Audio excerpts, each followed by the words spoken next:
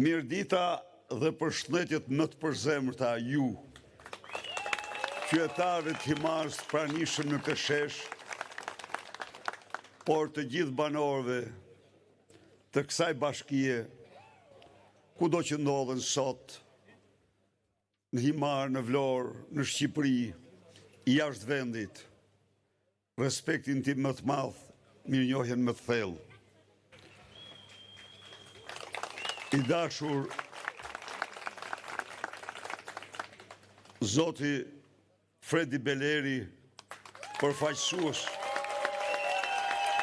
në Parlamentin Evropian i qytetarëve grek, kandidat i zgjedhur real kryetar i kësaj bashkie,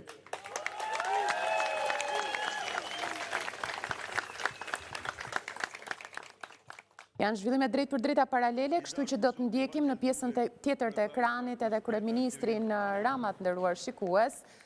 Pra, ndiqni ekranin të ndarë në dy pjesë me zotin Berisha dhe zotin Rama. I rëndësishëm në aleancën për Shqipërinë madhështore, i dashur zoti Bujar Leska, i udhëheqës politik i qarkut Vlorës,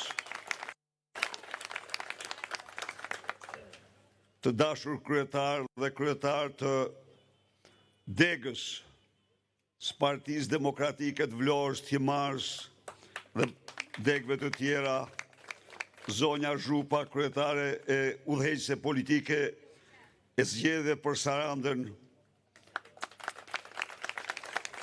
të dashur deputete, kandidate dhe kandidat për deputet në Kuvendin e Shqipërisë të qarkut të Vlorës, përfaqësues të shkëlqyer, dinjitoz të qytetarëve të këtij qarku, krenari e vërtet për Vlorën, Himarën, Sarandën dhe mbar Shqipërinë.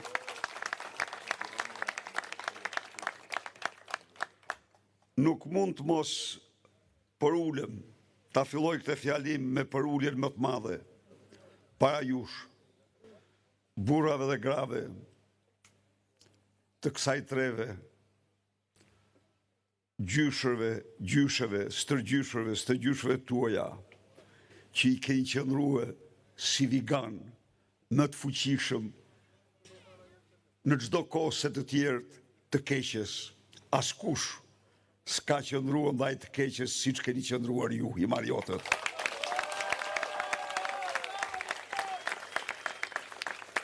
Vajza që paraqiti, po paraqet takimin e quajti Himare Lavdis.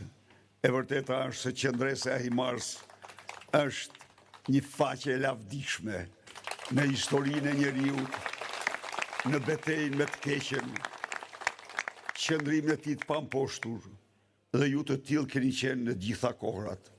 Dhe ta marrë vesh Edi Rama se pushtimeve askush s'ju ka dhënë përgjigje më të merituar se Himara, dhe Himara ja dha dhe Edi Ramës.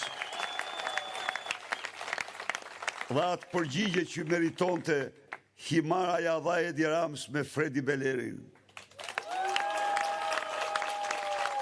Miqtë e mi, Donald Trump në fushatën e tij elektorale u tha amerikanëve se një rrezik më i madh për amerikanët se sa fuqia e Kinës apo fuqia e Rusisë është armiku i brendshëm. Çfarë ishte ky armik i brendshëm?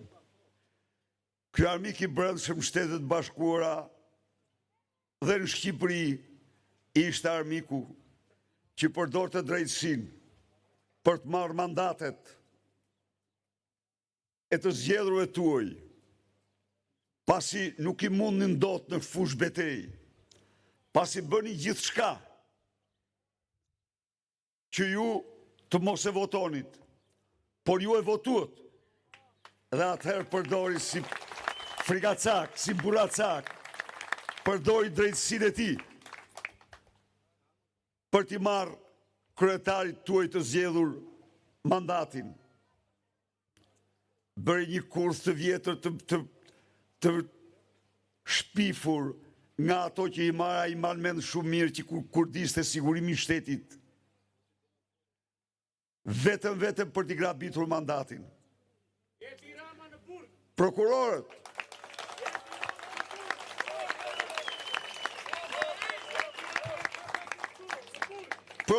dhe gjykatësit e tij, të kontrolluar prej tij, nuk e lejuan Belerin, si që ishte lejuar çdo tjetër i votuar më përpara, nuk e lejuan që të vinte të bënte betimin, dhe shkaku ishte vetëm një, se Beleri nuk pranoi të kandidonte për partinë e tij. Se Beleri tha që unë jam i djathtë dhe unë kam parimet e mia, dhe ato parime nuk putheshin kur me parimet e tij që don t'u vjedh tokat ju, t'u plaçkis tokat ju, t'u xhbi ju nga shtëpitë tuaja. Ndaj dhe unë e nisa fjalën time, se më i keqi gjithë të këqive si është armiku i brendshëm që të merr lirin, që përdor drejtësinë për dhunë politike, që dhunon të drejtat më elementare, më themelore të njeriut, pronën, votën. Çfarë i mbetet më një njeriu të lirë?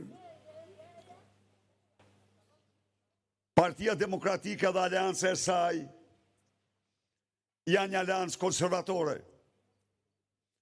e cila kanë themel të saj vlerat tradicionale të njeriut, diteti njerëzor, liritë e tij, pronën, besimin tek Zoti, adhetarin.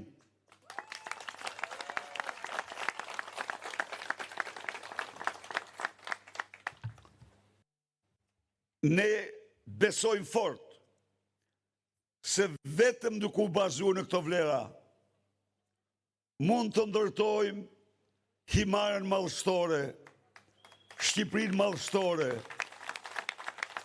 Mund të ndërtojmë Himarën e ëndrrës së bukur të bijve dhe bijave të saj, Shqipërinë e ëndrrës së bukur të bijve dhe të bijave të saj.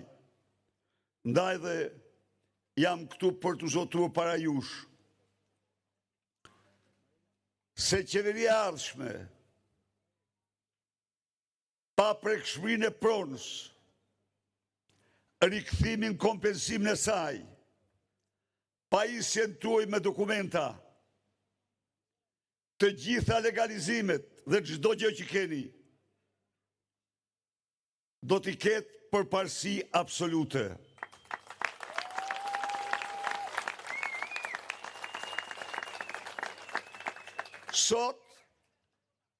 Sot, në Shqipëri ka ligje, të cilat janë një kopje e ligjeve të 46. Edi Rama ka krijuar një agjensi në të cilën ka vendosur si pronë të gjithë territorin e shtetit shqiptar. Ka vendosur aty një zëdhënëse, një lubi tjetër, si lubi Ballukun. Po, dhe ajo ka autoritetin të bëj ç'të doj me pronat e shqiptarëve. Në Himar, në Vlorë, në Lurë, në Berat, kudo në Shqipëri.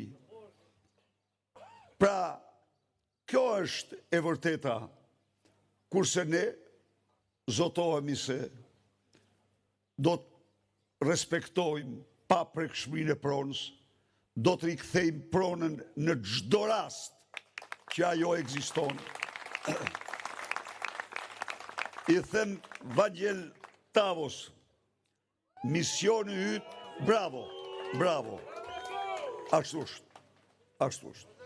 E meriton plotësisht neverinë tuaj. E meriton. Sepse erdhi vetëm misionar i qëllimeve mafioze të Edi Ramës,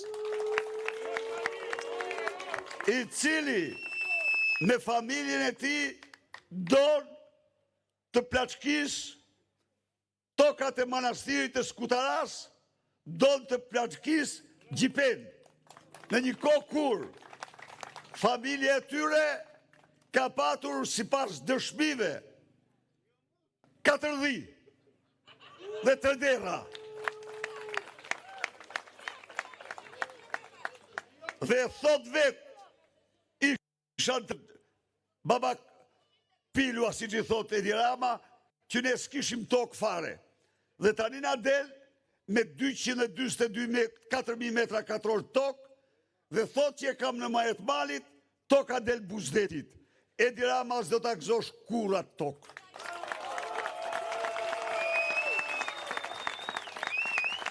Nuk do t'a gëzosh kur atë tokë. Toka është e këtyre banorëve, është e manastirit, dhe ti s'do mund t'a marrësh kur atë.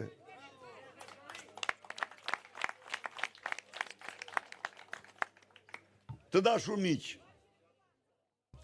Shqipërinë madhështore, ndërtimin e saj, ne do e nisim nga dhimbshuria, nga solidariteti njerëzor. 100 ditë e para, ne vendosim minimum jetik,